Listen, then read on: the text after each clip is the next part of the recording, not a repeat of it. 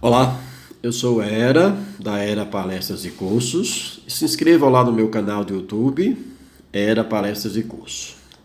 Bom, nesse vídeo eu trago mais uma resolução de um exercício. Desta vez eu trato de integral numérica. E da integral numérica, aqui está a regra de 1/3 de Simpson. Ok? Bom, o que nós precisamos? Sim, já foi determinado, definido, demonstração, né, geométrica do que é a regra de Simpson. Então aqui eu vou para resolver um exercício e para ajudar. Como sempre, eu trago pronto, porque desta forma torna o vídeo mais curto e eu aproveito mais para explicar os detalhes. Então o que eu preciso? O que nós precisamos? De uma função, está aqui a função, uma função no intervalo, porque se trata de uma regra que trabalha com integral definida, ok? Então aqui a gente quer a integral de Simpson por repetição desta função. Nós vamos aproximar isso por 5 casas decimais arredondadas e vamos trabalhar com 8 subdivisões, ou seja, no intervalo de 0 a 1, a gente vai trabalhar com 8 subdivisões. Aqui está a fórmula para calcular a integral, né, de Simpson por repetição, né? Aqui está a expressão, que é a função no intervalo, h sobre 3, que é a altura, né, uma espécie de altura, um valor, uma grandeza absoluta, sobre 3. Aí entre colchete vem alguns elementos, né? F de x0 mais 4 vezes o somatório, né, do que falta para ser trabalhado, né, do que falta aqui para ser trabalhado, que vai de 1i valendo 1 até n sobre 2. F de x de 2i menos 1. O que significa? Que aqui nós vamos substituir na função os x, onde os índices desses x são ímpares, mais 2 vezes o somatório do que falta, né, dessa metade que falta, menos 1. Ok? De f de x 2i, o que significa, vamos substituir aqui os x de índice par, porque, né, para 1 vezes 2 dá 2, para 3 vezes 2 dá 6 e assim por diante, são índices pares. Mais a f de xn, que é o último valor. Então aqui a fórmula para calcular Simpson repetida.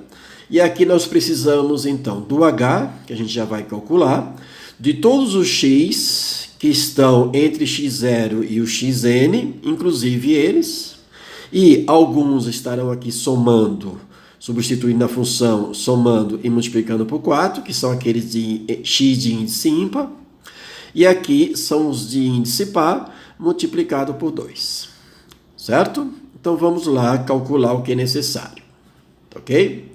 Então tá aqui, primeiro vamos determinar esse h. h é um escalar, um valor absoluto, né? Esse h é igual à diferença dos extremos do intervalo, que é 1 menos 0, dividido pela quantidade de subdivisões nesse intervalo, que neste caso vai dar 1 dividido por 8, que é 0,125.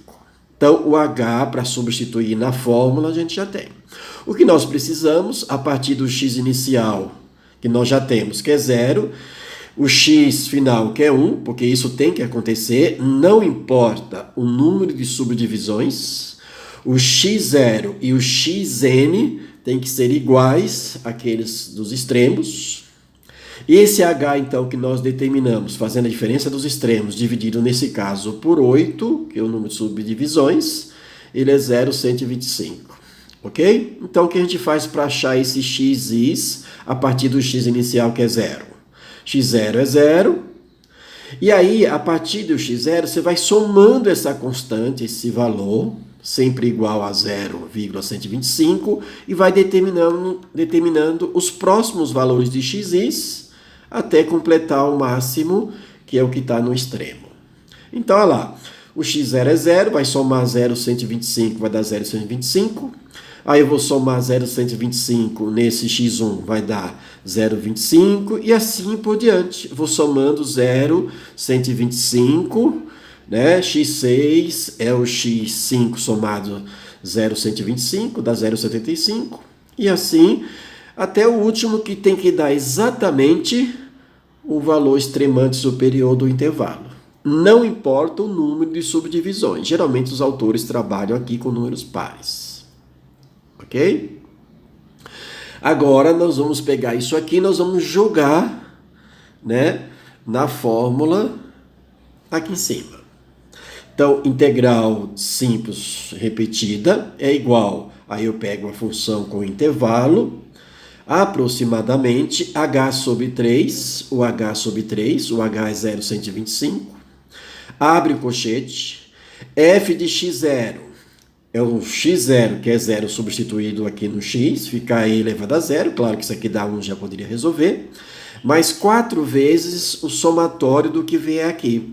E aqui nós vamos substituir no x da função todos os x's, onde esse i é ímpar. E esse i é ímpar onde? No x1, no x3, no x5 e no x7. Esses carinhas aqui, esses valores que nós chamamos de ímpar. Então, todos esses vão aqui somando, né, e vai sendo substituído na função. Ou seja, a gente pega a função e em x vai substituindo todos eles. E vai dar uma soma. Mais 2 vezes o somatório do que vier aqui, que são aqueles de índice par. Então, por isso que eu tenho e elevado a 0,125, porque os de índice pares são esses, o x2, o x4 e o x6. Então, tá aqui, ó, e elevado a cada um deles. Aqui vai ser somado. Mais, ok? E elevado a 1. 1 não precisa colocar, fecha o colchete, que está aqui fechando o colchete. Agora, você pega uma calculadora, possa ser que a sua calculadora você programe ela, mas se for uma calculadora científica, isso aqui é simples de calcular. E eu faço o seguinte, para não ficar, né, jogando muitos parênteses na calculadora, para evitar o maior número de parênteses possível, o que eu faço? Eu vou jogar tudo isso aqui na função, né, na calculadora, cada um deles, tá ok? Ao final disso eu vou somar, vou multiplicar por 4, vou somar 1, que e elevado a 0 é 1, vou somar o e elevado a 1, mais aí 2 vezes, aí eu abro um parênteses e jogo esses valores no parênteses. Aí eu coloco igual, multiplica por 0,125 e o resultado divide por 3, que dá aproximadamente 1,71828. Ok? Então, não é para pegar esses valores, não é para calcular cada um deles separados. Por quê? Porque se trata de uma quantidade de casas arredondadas, e se você faz isto separadamente para depois juntar, provavelmente isso aqui não vai bater. Isso aqui, esse processo, é um cálculo rápido, é um valor rápido, é um exercício rápido de se fazer. Tá ok? Repita o processo, né? Dá pause no vídeo e volta a fazer. E aí você vai conseguir, tá bom? Aquele abraço.